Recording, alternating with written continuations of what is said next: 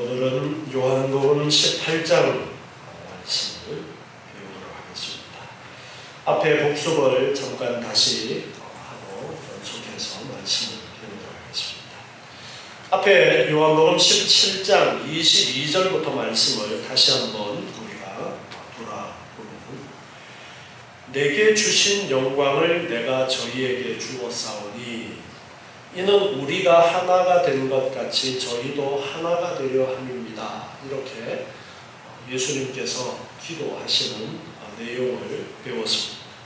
우리가 하나 된 것 같이, 성부와 성자와 성령이 하나 되신 것 같이 저희도 하나가 되게 해달라. 1차적으로는 제자들, 그리고 오늘날 예수를 믿는 모든 사람들이 하나가 되게 해달라라는 이 기도를 드리고 있습니다.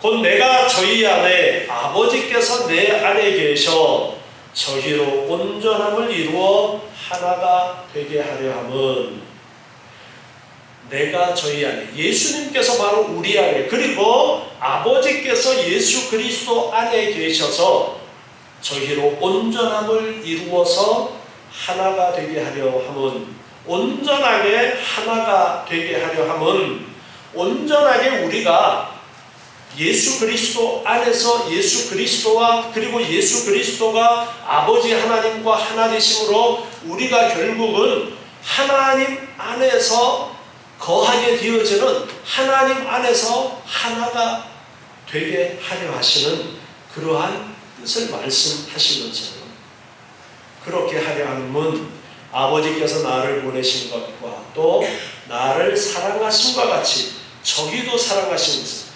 예수님을 보내신 것과 그리고 예수님을 사랑하시는 것처럼 택함받은 하나님의 자녀들을 하나님께서 사랑하신다라는 것을 세상으로 알게 해달라, 그렇게 기도하고 계십니다. 우리가 온전하게 하나 되어지는 것이 바로 하나님의 영광을 드러내는 것이 되어진다는 것입니다. 우리가 이 땅에서 사는 삶 속에 그리스도인들이 온전하게 하나 되어지는 것, 예수 안에서 온전하게 하나 되어지는 것, 그저 그냥 여러 명이 함께 모여서 숫자만 많이 그냥 모이면 하나가 아니라 예수 그리스도 안에서, 하나님 안에서 온전히 하나가 되었을 때에 그 하나된 삶의 모습이 불신자들에게조차도, 야, 정말 저 가운데 하나님이 함께 계시구나, 우리의 삶을 통해서 하나님의 영광이 드러나게 되어진다라는 것을 말씀하면서, 그러한 것을 위해서 하나가 되게 해 주십시오라고 기도하고 있습니다. 그래서 우리의 하나됨이 얼마나 중요한지를 우리가 알아야 됩니다. 성도들이 믿음 안에서 하나가 되어지는 것.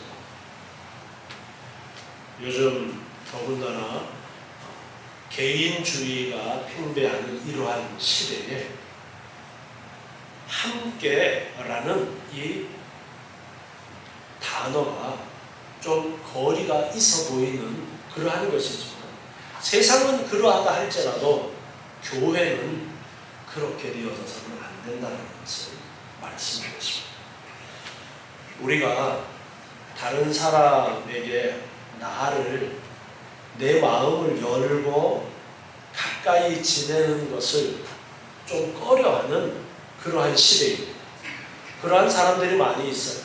그런데 교회는 그렇게 되어서는 안 된다는 거예요. 교회는 서로 마음을 열고 하나가 되어져야 되고, 서로 정말 예수님께서 우리를 사랑하신 그 사랑의 마음을 가지고 하나가 되어져야 된다는 거예요. 희생입니다. 아가페적인 사랑을 말씀하고 있어요. 희생적인 그러한 사랑으로 서로 하나가 되어져서 서로의 부족한 부분을 채우면서 하나가 되어져야 된다는 것입니다.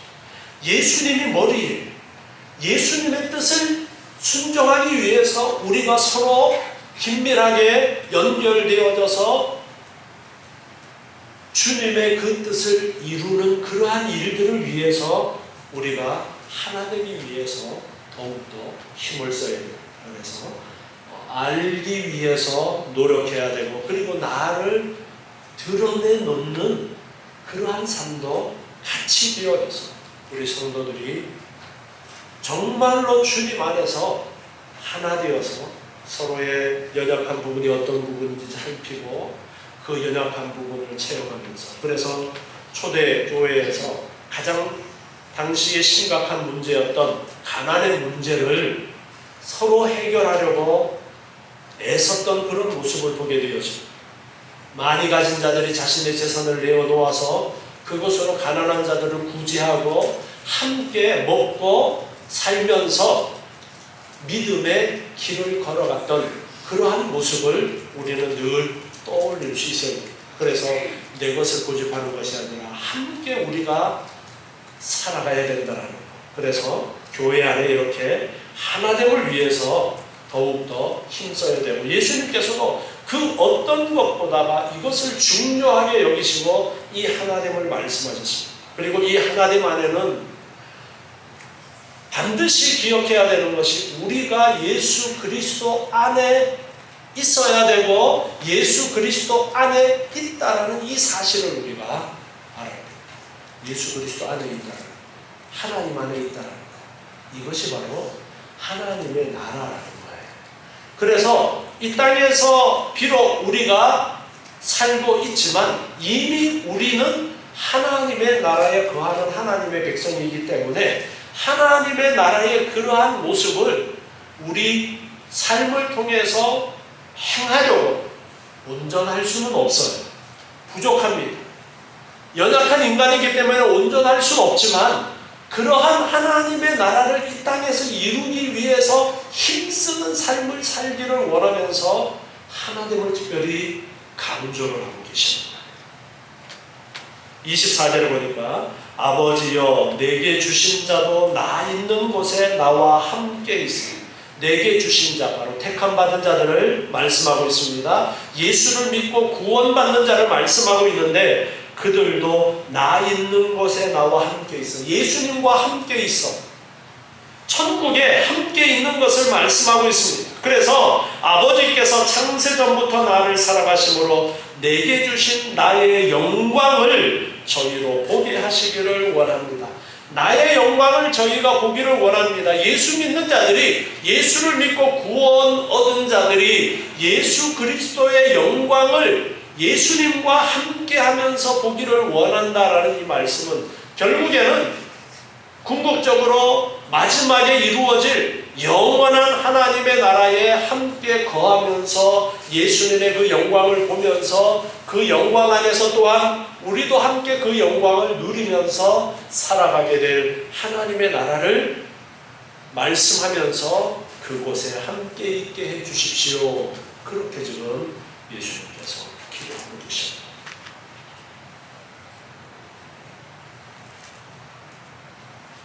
26절로 넘어가서 보니까 내가 아버지의 이름을 저희에게 알게 하였고 또 알게 하리니 이는 나를 사랑하신 사랑이 저희 안에 있고 나도 저희 안에 있게 하려 함입니다. 아버지의 이름을 저희에게 알게 하였다. 그리고 앞으로도 알게 한다. 아버지의 이름을 알게 한다는 것은 하나님을 알게 했다는 거예요. 예수님께서 이 땅에 오셔서 하신 일들을 통해서 하나님을 가르쳐 주셨어요. 제자들에게 하나님을 가르쳐 주셨어요.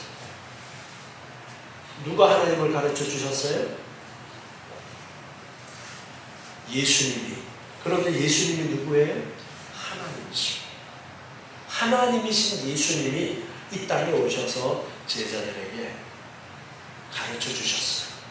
제자들은 예수님을 보았어요. 그런데 예수님은 예수님을 본 것이고 누구를 본 것이라고 했어요? 아버지를 본 것이다. 성부 하나님을 본 것이다. 그렇게 말씀하면서 하나님이 어떤 분이신지를 가르쳐 주셨어요. 알게 하셨어요. 왜 하나님을 가르쳐 주셨느냐 하니까 나를 사랑하신 사랑이 저희 안에 있고 예수님을 사랑하신 아버지 하나님의 사랑이 하나님의 백성들 안에 있고 나도 저희 안에 있게 하려 합니다. 앞에서 말씀하셨던 부분, 아버지의 사랑이 그리고 예수님이 우리 안에 있기 위해서 하나님을 알게 하셨다라는 것입니다. 그래서 우리는 이 말씀을 기억하면서 우리가 더욱더 하나님을 알고자 애쓰는 그러한 삶이 되어져야 돼요. 말씀을 통해서 하나님을 더욱더 깊이 배워야 되는 거예요.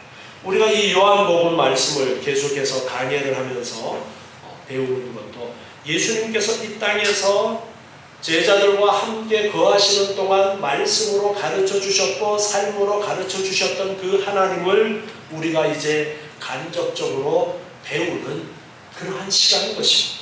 그래서 우리는 이 요한복음을 배우면서 하나님을 더욱더 깊이 알고 예수 그리스도를 깊이 알아서 예수 그리스도 안에 우리가 온전히 거할 수 있어야 됩니다. 자, 예수님께서는 이렇게 기도를 마치시고 나서 이제 18장 1절에 보면은 이 말씀을 하시고 제자들과 함께 기드론 시내 저편으로 나가셨다라고 했습니다. 거기에는 동산이 있는데 제자들과 함께 들어가셨다, 그렇게 기록하고 있습니다. 기드론 시내로 가셨다. 마태복음과 마가복음에 보면은 그곳에 있는 동산을 겟세마네 동산이라고 그렇게 기록하고 있고, 누가복음에서는 감람산으로 그렇게 기록을 하고 있습니다.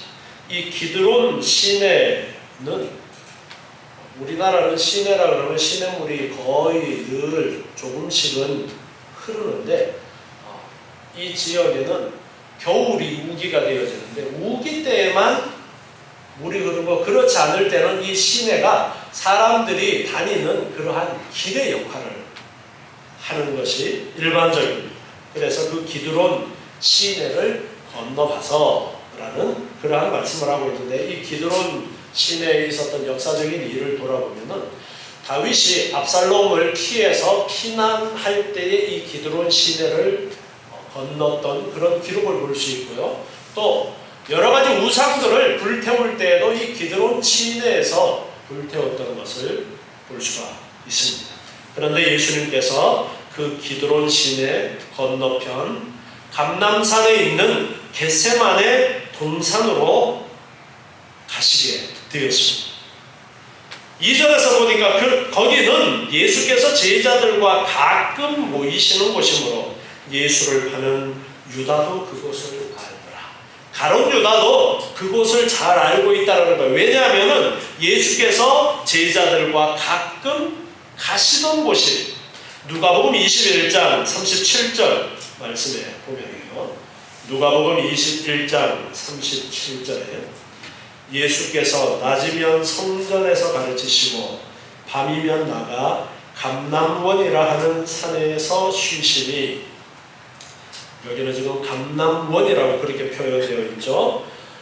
감람산에 있는 감람원이라고 그렇게 이해하시면 되겠습니다. 그곳에 겟세마네라는 언덕이 있는 것이고, 이렇게 예수님께서 평상시에 가끔씩 들리시던 것이 바로 이 감람원이었던 것을 우리가 볼 수가 있습니다.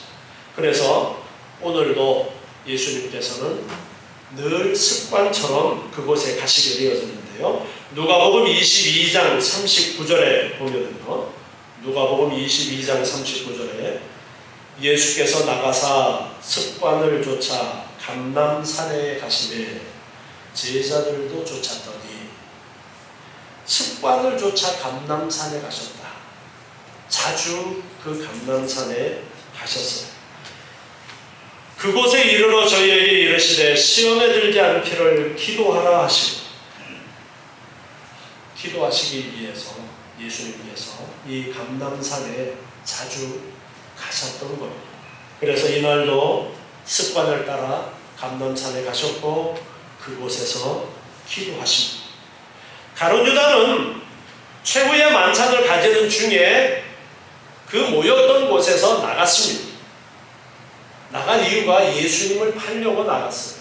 예수님께서 너 할 일을 해라 그렇게 말씀하셨고, 가룟 유다는 그 길로 나가서 이제 예수를 팔게 됩니다. 가룟 유다도 예수님이 늘 이곳에 가신다라는 것을 알고 있었기 때문에 가룟 유다도 군대를 이끌고 예수님을 체포하기 위해서 이곳에 찾아올 수가 있었습니다. 그래서 유다도 그곳을 알더라. 요한은 이렇게 기록을 하고 있습니다. 3절에 보니까 유다가 군대와 및 대제사장들과 바리새인들에게서 얻은 하속들을 데리고 등과 회와 병기를 가지고 그리로 옵니다. 예수님께서 최고의 만찬을 가지시면서 가르쳐 주셨던 말씀이 이제 17장까지 기도까지 해서 17장까지 기록되어지고 18장에서는 이제 예수님이 잡히시는 그 내용을 기록을 하고 있는데, 가룟 유다가 예수님을 팔고 군대와 대제사장들과 바리새인들에게서 얻은 그 하속들을 데리고 군사들을 데리고 등과 횃불과 병기를 들고서 이제 예수님을 잡으려고 온 것입니다. 4절에 보니까 예수께서 그 당할 일을 다 아시고 나아가서 가라사대 너희가 누구를 찾느냐.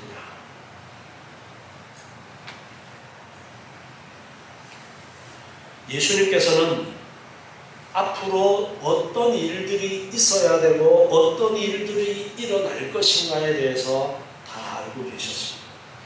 마태복음 16장 21절에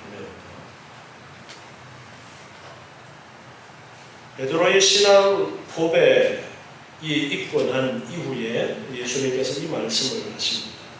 그때로부터 예수 그리스도께서 자기가 예루살렘에 올라가 장로들과 대제사장들과 서기관들에게 많은 고난을 받고 죽임을 당하고 제3일에 살아나야 할 것을 제자들에게 비로소 가르치시니, 예수님께서는 이미 알고 계셨어요. 그래서 이제 때가 되었을 때에 제자들에게 이 말씀에 대해서 말씀을 하셨던 거예요. 당시에는 제자들이 이해를 하지 못했지만 예수님께서는 고난을 받으시고 죽임을 당하시고 그리고 3일 만에 부활하실 것에 대해서 제자들에게 가르치셨던 겁니다. 앞으로 어떤 일이 있을 것을 다 알고 계셨기 때문에. 그래서 오늘 요한복음 18장 4절 말씀에서도 예수님께서는 지금 어떤 일을 당하게 되어질 것인가 다 알고 계셨습니다. 그리고 가룟 유다가 대제사장들과 바리새인들이 보낸 그 군사들과 함께 온 것이 어떤 이유로 왔는지에 대해서 너무나도 잘 알고 계셨습니다. 예수님께서 사역하시는 도중에도 예수님을 잡으려는 시도가 여러 번 있었습니다. 그런데 그때에는 한결같이 아직 때가 아니었기 때문에 예수님께서는 그냥 그들을 해치고 지나가셔도 아무도 예수님에게 손을 댈 수 없었고, 예수님은 그들을 멀리하고 그냥 떠나셨어요. 그런데 이제는 때가 되었습니다. 그래서 어떤 일이 이루어질 것인가에 대해서 잘 알고 계시기 때문에 피하지 않고 이제 그들 앞에 섰습니다. 그리고 묻습니다. 너희가 누구를 찾느냐? 너희는 누구를 찾으러 왔느냐? 그들이 대답합니다. 나사렛 예수라.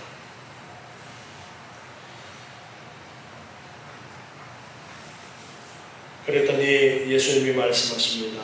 내로라. 그때에 그를 파는 유다도 저희와 함께 섰더라.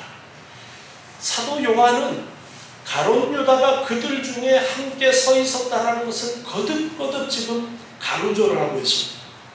유다도 함께 왔고 유다가 저희와 함께 지금 서 있고, 유다도 그곳을 알고 있었고, 거듭거듭 가룟 유다를 언급을 하고 있습니다.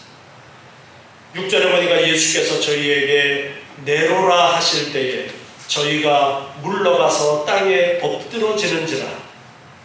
5절에서 예수님의 대답이 그들이 나사렛 예수를 찾는다 할 때에 나다, 그렇게 예수님이 대답을 하셨어요. 여기에 내로라라는 이 부분은 내가 바로 그다라고 그렇게 대답하시는 것인데, 이것은 구약에서 하나님 스스로 말씀하실 때에 말씀하셨던 그러한 구조로 말씀을 하고 계십니다. 나는 여호와라, 나는 스스로 있는 자라, 그렇게 말씀하신 그 문장들과 같은 형식으로 지금 내가 바로 그다, 내가 바로 그다, 그렇게 말씀합니다. 내가 바로 그다고 말씀하실 때에 6절에서 보면은 저희가 물러가서 땅에 엎드러졌다, 그렇게 말씀하고 있습니다. 예수님께서 내가 바로 그다라고 말씀하시는 이러한 말씀을 하시는 것은 구약 성경에서 하나님께서 내가 여호와다, 내가 스스로 있는 자다 라고 말씀하셨던 그 말씀을 떠올리도록 하는 그러한 말씀이기도 한데, 예수님께서 이 말씀을 하실 때에 저희가 물러가서 땅에 엎드러졌다 했어요. 평범한 상황이 아닌 거예요. 예수님께서 내가 바로 그다라고 말씀하실 때에 예수를 잡으러 왔던 그들이 뒤로 물러서서 넘어져 버립니다.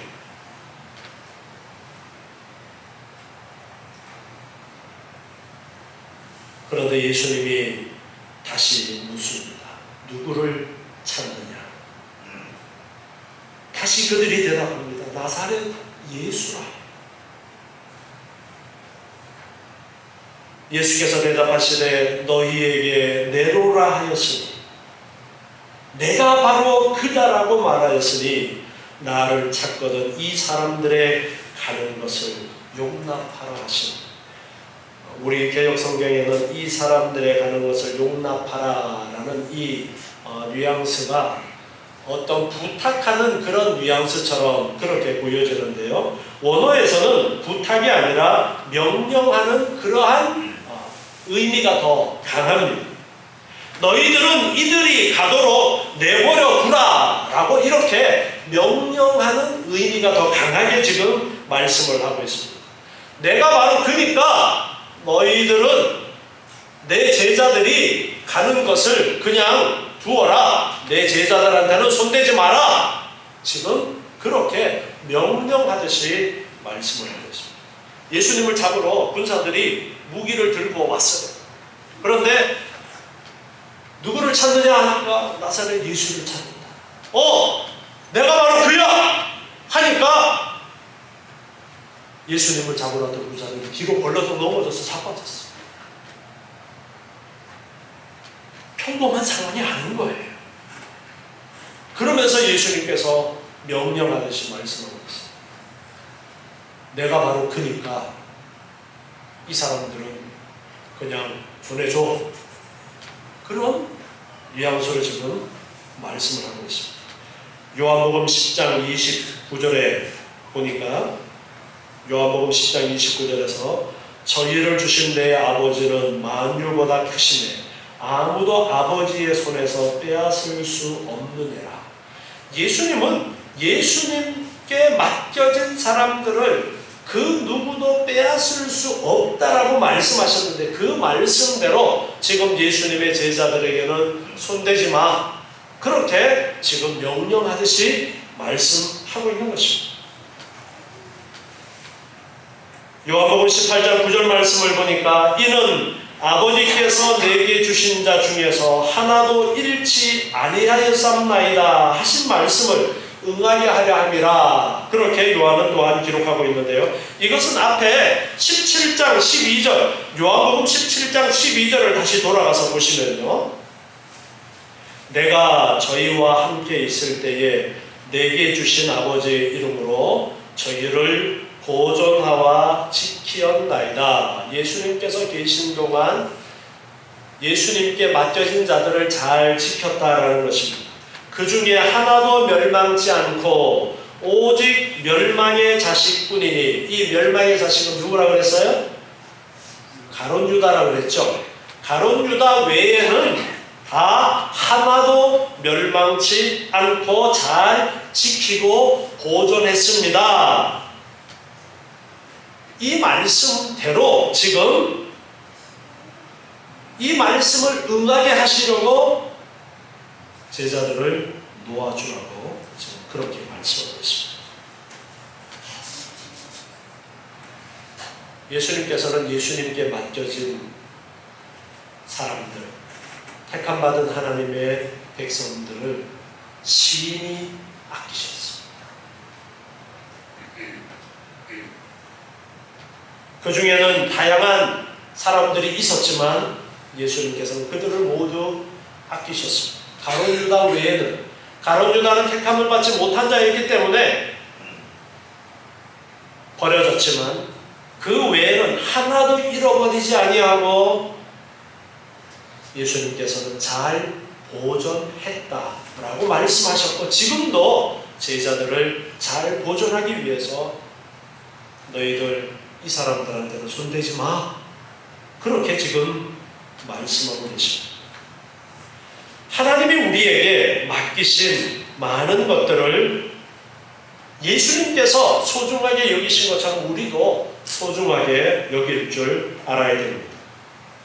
나에게 주신 생명뿐 아니라 재능이나 지식이나 가족들이나 내 소유물, 직장, 친구, 교회의 직분, 다양한 것들, 이 모든 것들은 하나님이 나에게 주셨고 하나님이 나에게 허락하신 것들입니다. 그러한 것들을 하찮게 여겨서는 안 됩니다. 소중하게, 귀하게 여기면서 맡기신 그 뜻을 따라 우리가 소중하게 잘 사용을 해야 됩니다. 앞에서 하나됨을 강조했어요. 교회 안에 하나됨을 강조했습니다. 그런데 교회 안에 성도들이 아주 다양하게 있습니다. 열심히 충성하고 봉사하는 그런 일꾼들이 있는가 하면 일거리만 만드는 그런 교인들도 있어요. 자, 일거리만 만드는 교인 없는 게 낫겠어요? 그래도 있어야 되겠어요? 그래도 있어야 되는 거예요.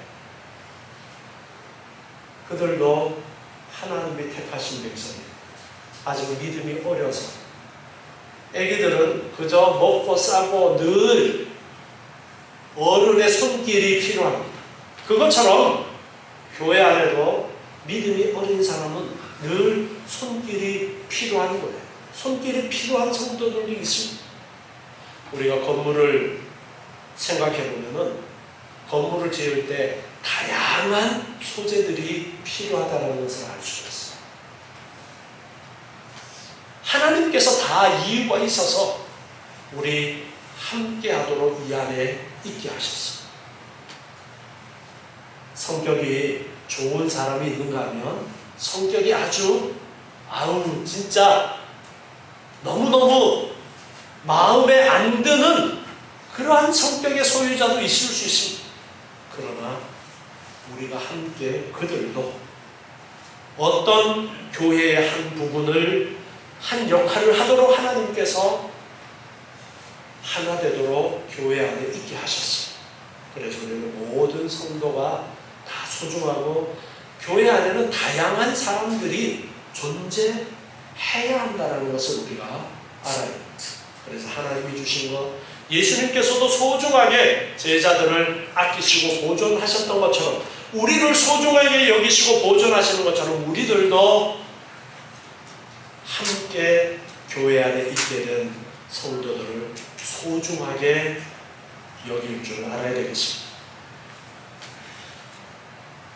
이렇게 이제 말씀하신 이후에 10절에 보니까 이에 시몬 베드로가 검을 가졌는데 이것을 빼어서 대제사장의 종을 쳐서 오른편 귀를 베어버리니 그 종의 이름은 말고라. 다른 복음서, 공간 복음서에는 이 말고라는 이름이 기록이 되어져 있지 않은데 요한은 말고라는 이름을 언급을 하고 있습니다. 그리고 칼을 들었던 제자도 베드로였다라는 것을 분명하게 밝히고 있습니다. 요한복음의 특징이 다른 복음서에 있는 내용은 가능하면 반복하지 않으려는 그러한 의도를 가지고서 기록이 되어졌다라고 했어요. 꼭 필요한 부분은 다시 반복을 하지만 가능하면 반복하지 않도록 그렇게 기록을 하고 있어요. 지금 예수님께서 겟세마네 동산에 가셔서 하셨던 일, 자, 지금 잡히시기 전에 하셨던 일이 공간복음서에는 어떤 일을 기록하고 있습니까? 기도하셨죠. 그곳에서 기도하신 내용이 기록이 되어져 있는데 요한은 그 기도하신 내용을 지금 생략을 하고 잡으러 온 사람들과 맞닥뜨린 그 상황, 다른 복음서에서는 생략되어진 그 상황을 더 자세하게 이렇게 기록을 하고 있습니다. 요한복음이 다른 복음서보다가 늦게 기록이 되어졌어요. 그러니까 충분히 그때의 다른 복음서들이 많이 필사되어져서 가지고 있는 경우가 있었기 때문에 그 복음서에 기록되어지지 않은 부분들을 더 기록하려고 애썼고 가능한 그 부분을 생략하려고 해서 특별히 이 종의 이름이 말고였다라는 부분 같은 경우에 기록이 안 되어졌을 것입니다. 그리고 또 시간적으로 베드로나 말고가 이때에는 죽었을 거예요. 그래서 죽었으니까 살아있는 사람을 이렇게 언급하면 좀 그렇잖아요.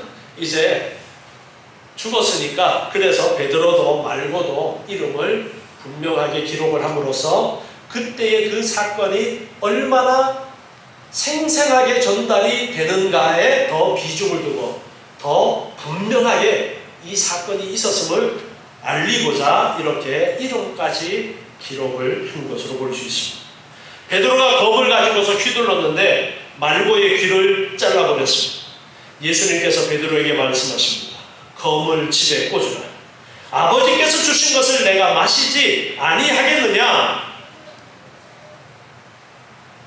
자, 마가복음 14장 35절 마가복음에 그때 그 겟세마네 동산에서 있었던 그 기록들을 다시 돌아가서 보면요, 조금 나아가서 땅에 엎드려 될 수 있는 대로 이때가 자기에게서 지나가기를 구하여 가라사대 아바 아버지여 아버지께는 모든 것이 가능하오니 이 잔을 내게서 옮기시옵소서.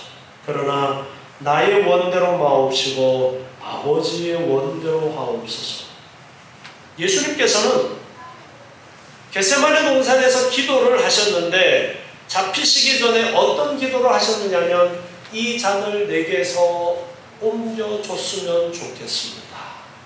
이 말씀은 내가 십자가를 지지 않았으면 좋겠습니다 라는 기도를 합니다.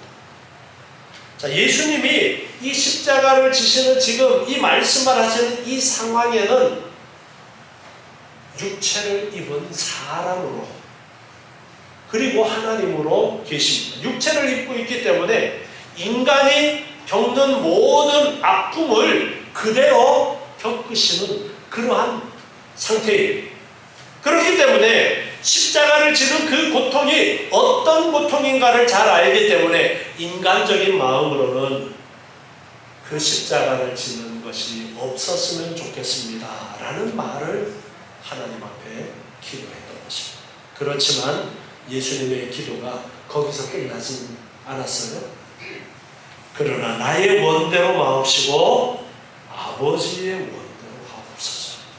제 마음에 그러한 부분이 있지만 내 원대로 하지 마시고 아버지의 원대로 하십시오. 그렇게 기도를 합니다. 마태복음 26장 51절 말씀에 보면은요, 이때에 베드로가 검을 휘두르는 상황에 대해서 말씀을 하고 있습니다. 예수와 함께 있던 자 중에 하나가 손을 펴 검을 빼어 대제사장의 종을 쳐 그 길을 떨어뜨리니 바로 베드로죠. 예수님께서 말씀하십니다. 내 검을 도로 집에 꽂으라. 검을 가지는 자는 다 검으로 망하느니라. 너는 내가 아버지께 구하여 지금 12영 더 되는 천사를 보내시게 할 수 없는 줄로 아느냐. 이 말씀은 베드로는 예수님을 잡으러 온 사람들을 대항해서 예수님을 보호하려는 마음으로 칼을 빼내 들고 휘둘렀어요. 그런데 예수님께서 하신 말씀은 야, 검을 꽂아라. 내가 12영 더 되는 천사, 한 영이라고 하면은 우리나라의 연대나 그 정도의 규모를 이야기합니다.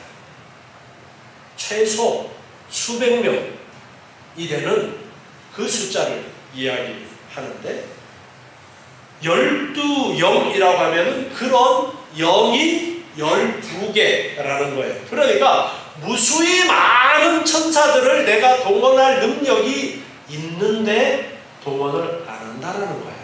예수님이 능력이 없어서 지금 잡혀가시는 게 아니라 능력이 있음에도 불구하고 잡혀가신다는 거예요. 54절에 보니까 내가 만일 그렇게 하면 이런 일이 있으리라 한 성경이 어떻게 이루어지겠느냐. 성경을 응하도록 하시기 위해서 예수님께서는 지금 잡혀가시는 것이고 십자가의 길을 가시는 거예요. 그렇기 때문에 능력이 있음에도 불구하고 그 능력을 사용하지 않는 것이다 라는 것을 말씀하고 있습니다. 누가복음 22장 50절부터 말씀을 보면 이 장면을 누가는 이렇게 기록하고 있습니다. 그 중에 한 사람이 대제사장의 종을 쳐 그 오른편 귀를 떨어뜨린지라. 베드로였죠. 예수께서 일러 가라사대 이것까지 참으라 하시고 그 귀를 만져 낫게 하시고. 말고의 귀가 잘렸는데 야 베드로야 칼 집어넣어. 그러고서는 말고의 귀를 붙여주셨어요. 다시. 말고의 귀가 그냥 액세서리로 달려있었던 거예요? 여러분 지금 내 눈앞에서 내가 바로 그다 라고 말할 때에 그들이 감당할 수 없는 어떤 힘에 의해서 뒤로 벌러덩 넘어졌고 귀가 잘렸는데 귀를 붙여주셨어요. 그러면 그 예수님을 함부로 할 수 있겠어요? 그런데 지금 예수님을 잡으러 온 사람들은 이런 상황을 직접 경험을 하고서 예수님을 지금 잡아가고 있습니다. 자신들이 감당할 수 없는 분임을 눈앞에서 보면서도 예수님을 잡아가고 있고 그것을 지켜보고 있던 가룟 유다는 또 어떤 생각을 가지고 있었을까? 그런데도 그 자리에서 돌이키지 않고 예수님이 잡혀가는 것을 뻔히 보고 있습니다. 이것이 인간의 완악함과 그리고 연약함을 볼 수 있는 그러한 장면입니다. 자, 예수님이 지금 힘없이 잡혀가고 있습니다. 창조주 하나님이신 예수님이 지금 힘없이 잡혀가고 있어요. 예수님이 정말 하나님 맞았을까요? 정말 하나님이 맞는 거예요? 하나님인데 어떻게 잡혀가요? 예수님이 십자가에 매달렸을 때에 예수님을 조롱하면서 야 너가 메시아면은 내려와봐.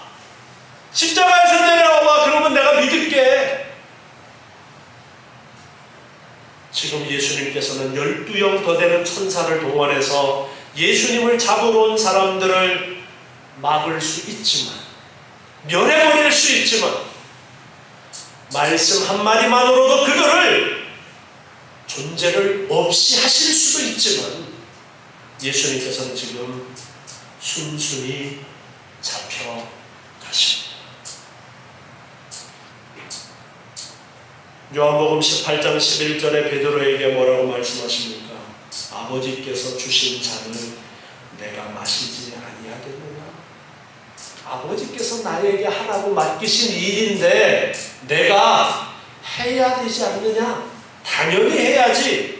아버지께서 나에게 맡기신 일이 고난당하고 십자가를 지고 죽는 일인데 내가 그 일을 어찌 아니할 수 있느냐? 예수님께서는 지금 그렇게 말씀하시고 계십니다. 죄악된 인류를 구원하시고자 하시는 하나님의 구원의 그 계획이 있기 때문에 그 계획하신 바 일이 이루어져야 되기 때문에 예수님께서는 지금 친히 십자가를 지시는 그 길을 마다하지 않고 가고 계시는 것입니다. 아버지께서 주신 자, 아버지께서 맡기신 일, 아버지께서 예수님에게 맡기신 그 일, 우리에게 하나님이 맡기신 일은 무엇일까요? 우리에게 주신 자는 무엇일까요? 우리가 감당해야 될 힘들고 어려운 일들은 어떤 일들이 있을까요? 신명기 8장 2절 말씀을 보면요, 신명기 8장 2절에 내 하나님 여호와께서 이 40년 동안에 너로 광야의 길을 걷게 하신 것을 기억하라. 광야에서 40년을 뺑뺑이를 돈 것을 기억하라.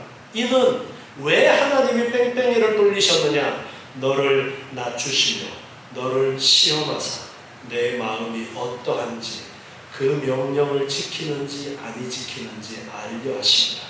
너를 낮추시며 너로 줄이게 하시며 너도 알지 못하며 내 열조도 알지 못하던 만나를 내게 먹이신 것은 사람이 떡으로만 사는 것이 아니요 여호와의 입에서 나오는 모든 말씀으로 사는 줄을 너로 알게 하려 하심이니라.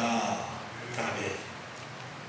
하나님이 왜 광야에서 40년을 고생하게 하셨느냐? 낮추시기 위해서다. 그리고 하나님의 말씀으로 산다라는 것을 알도록 하시기 위해서. 하나님이 눈에 보여요? 안 보여요? 보이지 않습니다. 안 계시는 것 같습니다. 그런데 눈에 보이지도 않지만 하나님이 분명히 살아계시고 이 세상을 주장하시는 분이라는 것을 알도록 하시기 위해서 광야에서 40년 동안 만나를 먹고 고생하는 그런 삶을 살도록 하나님이 하셨다라는 거예요.